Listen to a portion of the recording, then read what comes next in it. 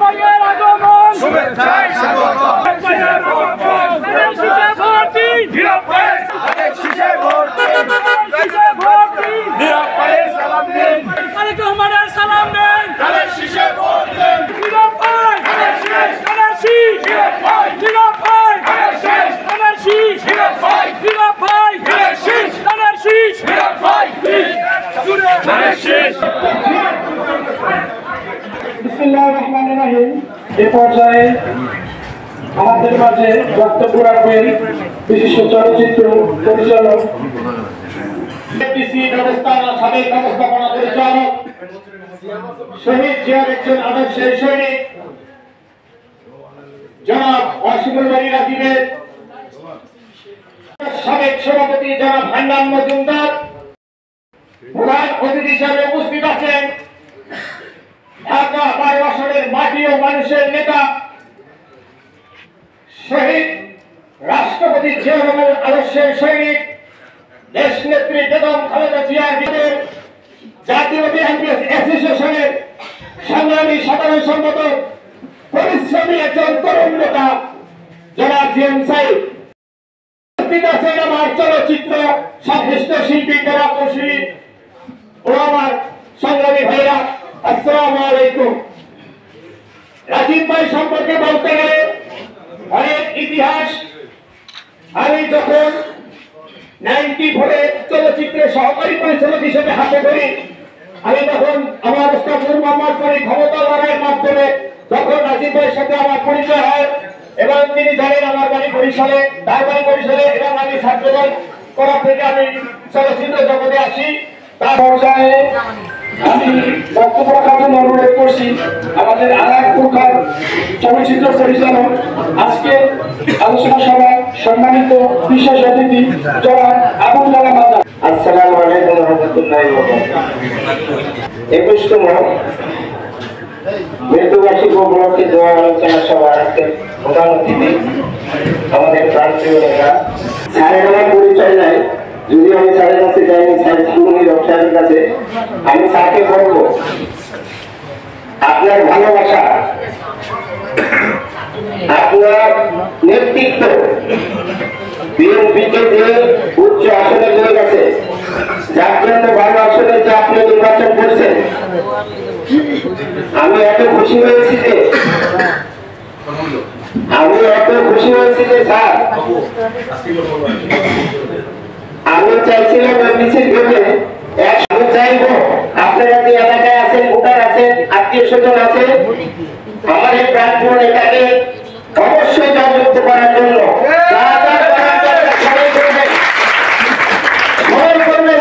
জায়গা থেকে ছোট হোক আর বড় হোক, আপনি ভোটার না কিন্তু ভোট চাইতে পারবেন তো, আত্মীয় স্বজন আছে ভোট চাইতে পারবেন। আমি উদাত্ত আহ্বান জানাচ্ছি, আমরা জানাচ্ছি যে আমাদের স্যারের জন্য অবশ্যই আপনারা জায়গা থেকে ভোট চাইবেন, বাবুরা ভোটাবেন, ধানের শীষের জন্য ভোট চাইবেন, তারেক জিয়া ধানের শীষ, জিয়াউর রহমানের ধানের শীষ, দেশনেত্রী বেগম খালেদা জিয়া ধানের শীষ, নীরব ভাইয়ের ধানের শীষ। আমরা চাইবো এই ধানের শীষকে জয়যুক্ত করবেন, কারণ সময় খুব কম, আলোচক অনেক আছে, আমি বেশি কথা বলবো না, আমি সবার কাছে দোয়া চাচ্ছি। সম্মানিত সদস্য সচিব দেলোয়ার হোসেন আমাদের মাঝে উপস্থিত আছেন, ভারপ্রাপ্ত আহ্বায়ক সালাম ভাই আমাদের মাঝে উপস্থিত আছেন, যুগ্ম আহ্বায়ক মোহাম্মদ আরিফ ভাই আমাদের মাঝে উপস্থিত আছেন, ঢাকা মহানগর উত্তর শ্রমিক দলের সম্মানিত সদস্য জনাব সুলতান পাটোয়ারি আমাদের মাঝে উপস্থিত আছে, মোহাম্মদ জালাল মোল্লা আরো উপস্থিত আছেন, ঢাকা মহানগর উত্তর শ্রমিক দলের সম্মানিত সদস্য প্রচারের দায়িত্বে আহসান ভাই আমাদের মাঝে আরো উপস্থিত আছেন, বিজি প্রেসে সাইদ খোকন ভাই। সম্মানিত উপস্থিতি, এ পর্যায়ে আমাদের মাঝে এই পর্যায়ে আলোচনা সভায় বক্তব্য রাখার জন্য বিশেষভাবে অনুরোধ করছি। সম্বন্ধে বলতে চাই যে রাজীব ভাই আমাদের বিএনপির একজন নিবেদিত প্রাণ ছিলেন। আমরা রাজীব ভাইয়ের বেঁধে আত্মার মাগফিরাত কামনা করব এবং রাজীব ভাইকে যেন আল্লাহ জান্নাতের উচ্চ মাকাম দান করেন। সদস্য সচিব কামরুজ্জামান ভাইকে এ পর্যায়ে বক্তব্য রাখার জন্য অনুরোধ করছি। সাবেক ছাত্র নেতা ঢাকা মহানগর উত্তর সুন্নি দলের সংগ্রামী আহ্বায়ক জনাব কাজী শাহরুখ রাজা। ওয়াসিমুল বাড়ি রাজীব সাহেবের ১০০তম মৃত্যু বার্ষিকী উপলক্ষে আজকের এই সভার সভাপতি আমাদের শ্রমিক কর্মচারী ইউনিয়নের সভাপতি জনাব আন্নান মজুমদার, আজকের এই অনুষ্ঠানের মঞ্চে উপবিষ্ট আছেন আজকের অনুষ্ঠান সেক্রেটারি সাবেক বিএনপির উত্তর বিএনপির আহ্বায়ক সমস্ত এলাকার যার হাতে দানের চেষ্টা করে দিয়েছেন বিএনপি হাইকমান্ড এবং বিএনপির ভারপ্রাপ্ত চেয়ারম্যান তারেক রহমান সাহেব। সেই আজকে সংসদের ১২ আসনের পদপ্রার্থী আজকে প্রধানমন্ত্রী জনাব সাইফুল নীরব ভাই আমাদের বন্ধুরা, আমার প্রধান বক্তা উপস্থিত আছেন ঢাকা শহর কেন্দ্রীয় যুগ্ম সাধারণ সম্পাদক রফিকুল ইসলাম, উপস্থিত আছেন শ্রমিক দল কেন্দ্রীয় সংসদের প্রচার ও প্রকাশনা সম্পাদক আমাদের সকলের প্রিয় মুখ যারা মঞ্জুরুল ইসলাম, উপস্থিত আছেন ঢাকা মহানগর উত্তর শ্রমিক দলের বিপ্লবী সদস্য সচিব কামরুল জামান, উপস্থিত আছেন সাবেক এমপি কলেজের দুলাল, উপস্থিত আছেন পলিটেকনিক্যাল সাবেক এমপি সুলাইমান, উপস্থিত আছেন উত্তর শ্রমিক দলের যুগ্ম আহ্বায়ক মসলিউদ্দিন বাবলু পণ্ডিত, উপস্থিত আছেন উক্ত সংগঠনের তেজগাঁও শিল্প অঞ্চলের শ্রমিক দলের কনভেনার রাজা সহ বক্তব্য আসলে রাজীব ভাই সম্পর্কে বক্তব্য আমাদের প্রধানমন্ত্রী দিবেন। সংগঠককে রাজীবের মৃত্যু মানে জাতীয়তাবাদী পক্ষে শক্তির একটা বিশাল ক্ষতি হয়েছে, এই ক্ষতি পূরণ করার মতো নয়। যাই হোক, আগামী দিনে আমাদের যে ফেব্রুয়ারি মাসে ভোট হচ্ছে, সেই ভোটে আমাদের রাজ্য এলাকার ধানের শীষের মনোনীত প্রার্থী জনাব সাইফুল নীরব এখানে উপস্থিত আছেন। তিনি যখন জাসাদের সেক্রেটারি ছিলেন আমরা শ্রমিক দল করতাম, পাশের রুমে আমরা বসতাম, উনি সভাপতি ছিলেন, আমরা পাশাপাশি পাশের রুমে বসতাম। এবং আরেকটা পরিচয় ছিল, এখানে লোকমান হোসেন ফকিরের নাম এখানে উল্লেখ করা হয়েছে।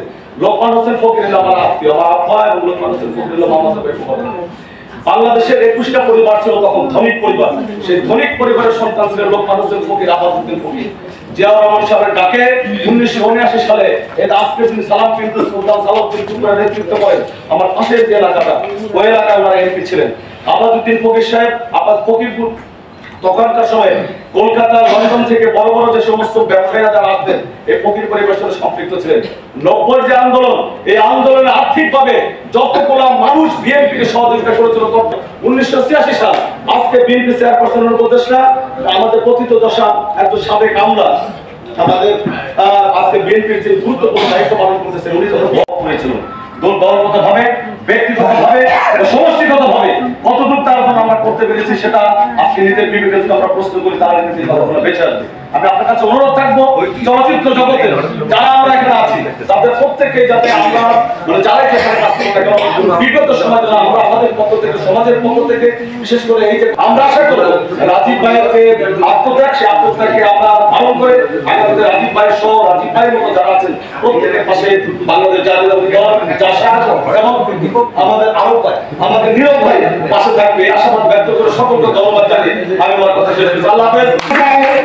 বক্তব্য রাখার জন্য অনুরোধ করছি আজকে সভার সম্মানিত প্রধান বক্তা জনাব রফিকুল ইসলাম মহাসচিব জাতীয় সাংস্কৃতিক ও যুগ্ম আহ্বায়ক জাসাস কেন্দ্রীয় কমিটি। বরেণ্য অভিনেতা ওয়াসিমুল বাড়ি রাজীবের ২১তম মৃত্যুবার্ষিকী উপলক্ষে আয়োজিত আজকে আলোচনা সভার সভাপতি অতিথি হিসেবে উপস্থিত আছেন এরশাদ বিরোধী আন্দোলন থেকে শুরু করে ছাত্র নেতা, যুব নেতা, ঢাকা মহানগরী উত্তরের আহ্বায়ক নেতা এবং সর্বোপরি অত্র অঞ্চলে বিএনপির প্রাথমিকভাবে মনোনীত ঘোষিত আসন্ন জাতীয় সংসদের নির্বাচনে দেশনেত্রী বেগম খালেদা জিয়া আইসিইউতে ছিলেন, তিনি প্রবেশ করেন, তখন ওনার নাম দেওয়া হয় রাজীব। উনি মূলত শ্রমিক নেতা ছিলেন। রেজাউল করিম তালুকদার ছিলেন প্রতিষ্ঠাতা আহ্বায়ক এবং প্রথম সভাপতি ছিলেন লোকমান হোসেন ফকির এবং রেজাউল করিম তালুকদার ছিলেন সাধারণ সম্পাদক। ওই কমিটিতে রাজীব ভাই ছিলেন হচ্ছে প্রচার সম্পাদক। বহুমাত্রিক চরিত্র অভিনয় করেছেন, পিতার চরিত্র অভিনয় করেছেন, অভিভাবকের চরিত্র অভিনয় করেছেন। এই হচ্ছে ওয়াসিমুল বাগের রাজীব। এর পরবর্তীতে যার সাথে উনি 2000 সালে প্রেসিডেন্ট হন। প্রেসিডেন্ট হওয়ার পর প্রতিটি আন্দোলনে পূর্ববর্তী সময় থেকে নিয়ে পরবর্তী সময়ের জীবনের শেষ প্রান্ত পর্যন্ত তিনি কিন্তু জাতীয়তাবাদী দলের শক্তির পক্ষে অ্যাসোসিয়েশনের সভাপতিকে তার সংক্ষিপ্ত বক্তব্য দেওয়ার জন্য অনুরোধ করছি। আজকে অসংখ্য রাজীব সাহেবের 21তম মৃত্যুবার্ষিকীর সম্মানিত প্রধান অতিথি ঢাকা 12 আসনের পার্টি মাসের নেতা আমাদের সবার প্রান্তীয় নেতা জনাব সাইফুল ইসলাম নীরব ভাই, জাসাদের যুগ্ম সাধারণ সম্পাদক জনাব সাইফুল ইসলাম, মঞ্চে উপবিষ্ট ঢাকা মহানগর দক্ষিণের সম্মানিত আহ্বায়ক জনাব সালাম রাজা ভাই, মঞ্চে উপবিষ্ট ঢাকা মহানগর উত্তরের সদস্য সচিব কামরুজ্জামান ভাই, মঞ্চে উপবিষ্ট ঢাকা মহানগর উত্তরের যুগ্ম সাধারণ সম্পাদক জনাব মসলিউদ্দিন বাবলু পণ্ডিত ভাই, মঞ্চে উপবিষ্ট ঢাকা মহানগর শিল্পাঞ্চল থানার সম্মানিত আহ্বায়ক রেজাউল করিম ভাই, আরো যারা মঞ্চে উপবিষ্ট আমাদের প্রচার ও আমি আসলে অসুস্থতার কারণে দীর্ঘদিন যাবত অসুস্থ। ভবিষ্যতে ইনশাআল্লাহ আমরা ভালো একটা অনুষ্ঠান করবো এবং আমার একটাই দাবি, ঢাকা মহানগর উত্তরের 12 নম্বর আসনে করছেন, এখানে বেশিরভাগ কর্মকর্তা কর্মচারী ঢাকা 12 আসনের এই বেগুনতলী, তারপরে এই ঢাকা পাড়া, আমরা 20 বছর 25 বছর যাবত এখানে বসবাস করছেন, বেশিরভাগ লোকেই এখানে ভোটা। আমি আপনাদের কাছে ছবিনায় অনুরোধ করবো, আমাদের প্রিয় ভাইকে ধানের শীতে ভোট দিয়ে ওনাকে জয়যুক্ত করবে। ভবিষ্যতে ইনশাআল্লাহ নীরব ভাই আমাদের এখানে থেকে নির্বাচিত হলে উনি আমাদের দিকে তাকাবেন, এই আশাবাদ ব্যক্ত করে আমি আমার সংক্ষিপ্ত বক্তব্য শেষ করছি। আমাদের প্রধান অতিথি জনাব সাইফুল আলম নীরব ভাই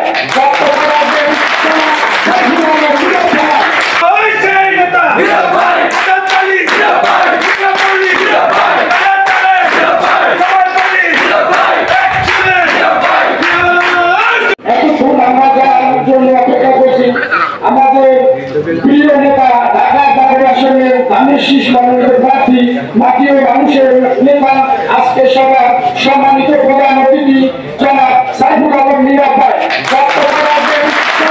সাইফুল আলম নীরব ভাই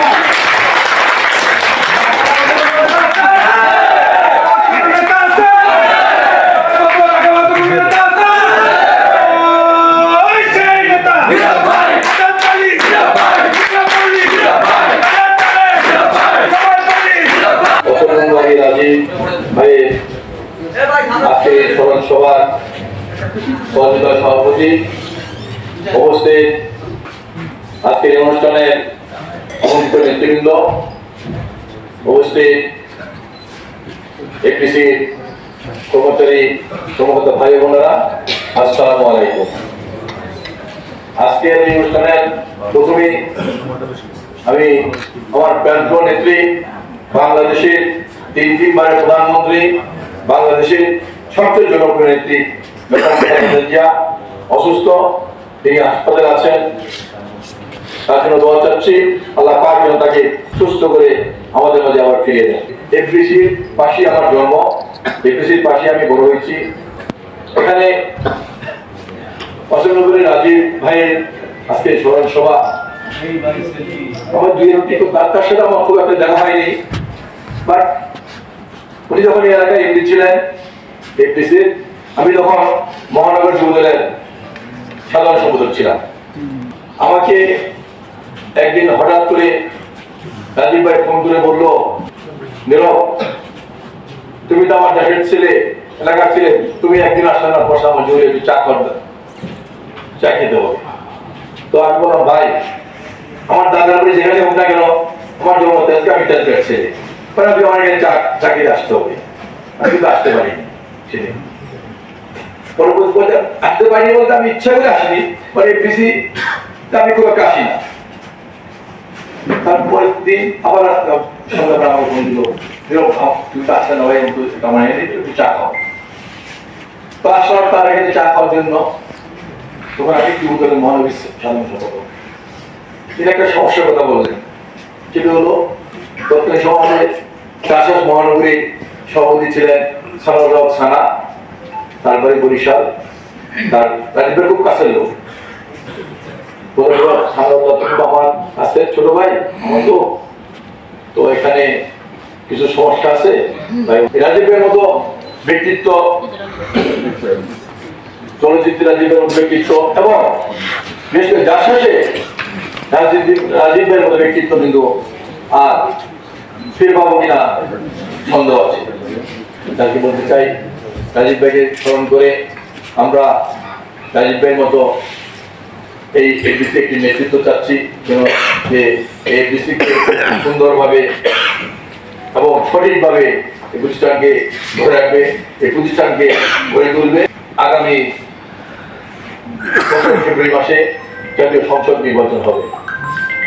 আমরা আমাদের পার্টির ভারপ্রাপ্ত চেয়ারম্যান তারেক রহমানের নেতৃত্বে আমরা দীর্ঘ 16 বছর আন্দোলন সংগ্রাম করেছি মানুষের ভোটের অধিকার আদায়ের জন্য। গত 16 বছর কিন্তু বাংলাদেশের মানুষ, বিশেষ করে তরুণ সমাজ, যুব সমাজ কিন্তু ভোট দিতে পারে। আন্দোলন সংগ্রাম করে এই ফ্যাসিস্ট সরকারকে এই দেশ থেকে বিতাড়িত করেছে।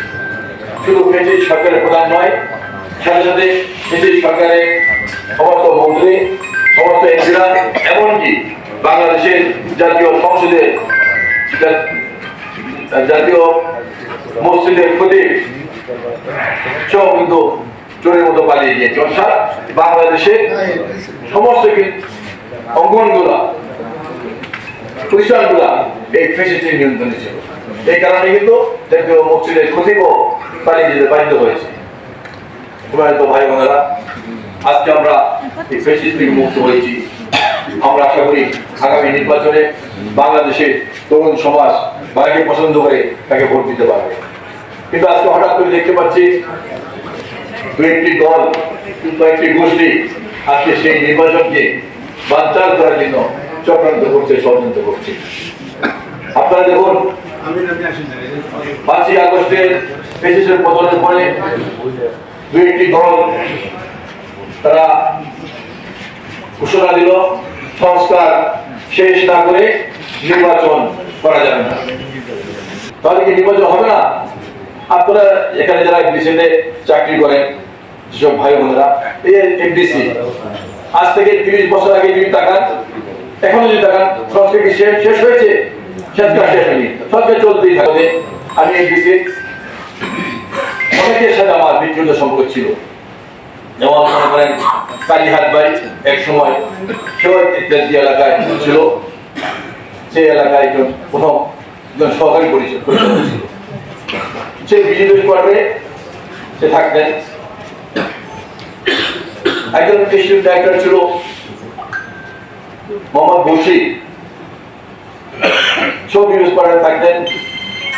তার এক কাজিন থাকতো বিএস কোয়ার্টারে। বিএস কোয়ার্টারের আরেক আমার বড় ভাই, সেই বাংলাদেশে এক সময় সবচেয়ে বড় ডিমান্ড ছিলেন জেআই মিন্টু।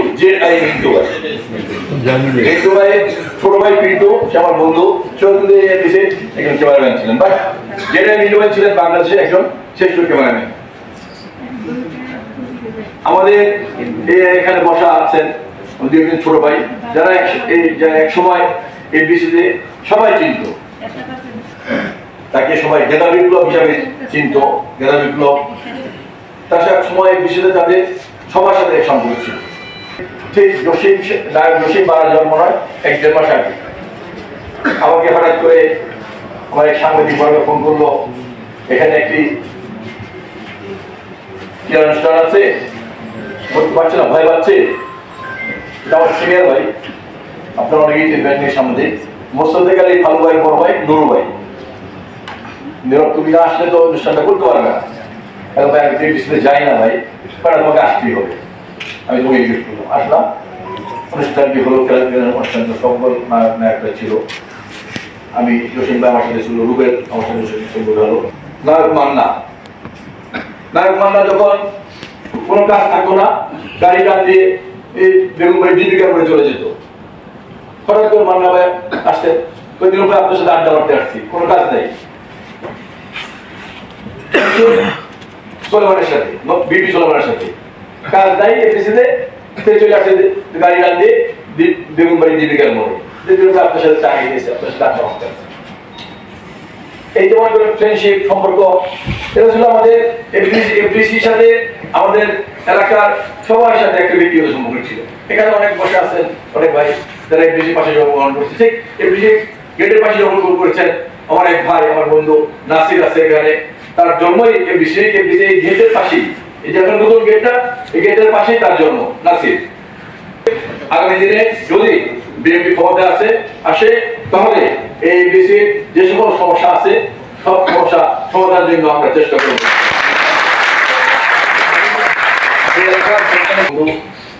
অনেক আমার বড় ভাই, অনেকে ছোট ভাই, সবার কাছে আহ্বান থাকবে যে আগামী নির্বাচন, এই নির্বাচনকে দেশের রক্ষার স্বার্থে, দেশের সার্বভৌমত্ব রক্ষার স্বার্থে, বাংলাদেশের মানুষের ভোটের অধিকার রক্ষার স্বার্থে, এদেশে ইসলামী মূল্যবোধকে টিকে রাখার স্বার্থে আগামী নির্বাচনে ধানের শেষে ভোট দিয়ে বিএনপির প্রার্থীকে জয়যুক্ত করবে।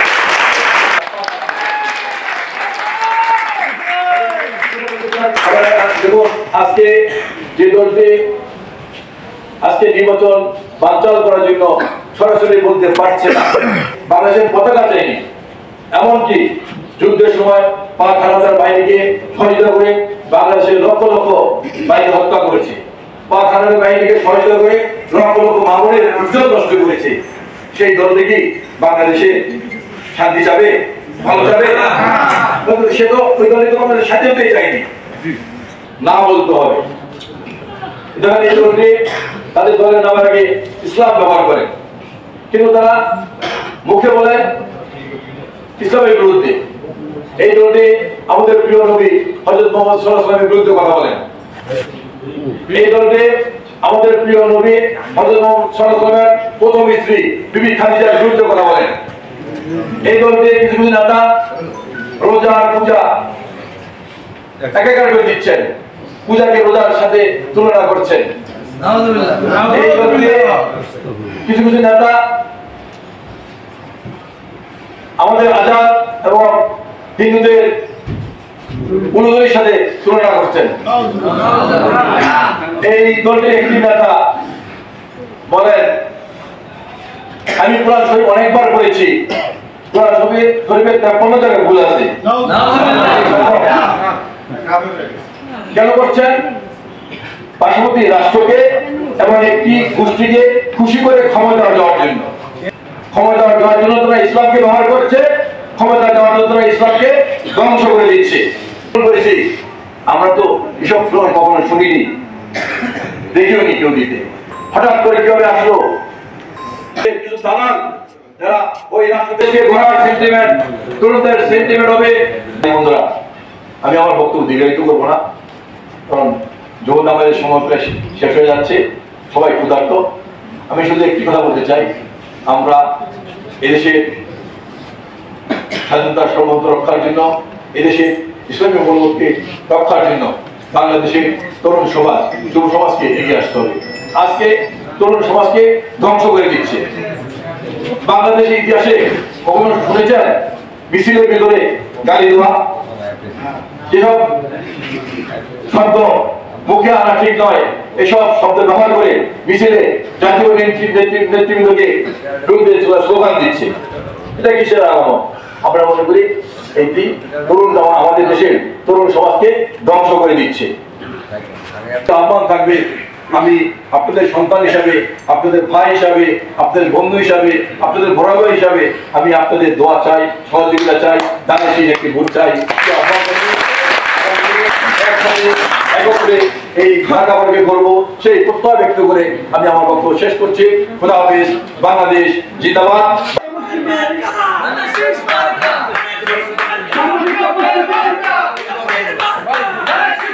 Oh, وليس تغفر لنا وترحمنا لنكونن من الخاسرين মৌলা করিম জনগণের জন্য খেদমত করতে পারে মৌলা তাকে আপনি সুযোগ দান করেন ও মৌলা করিম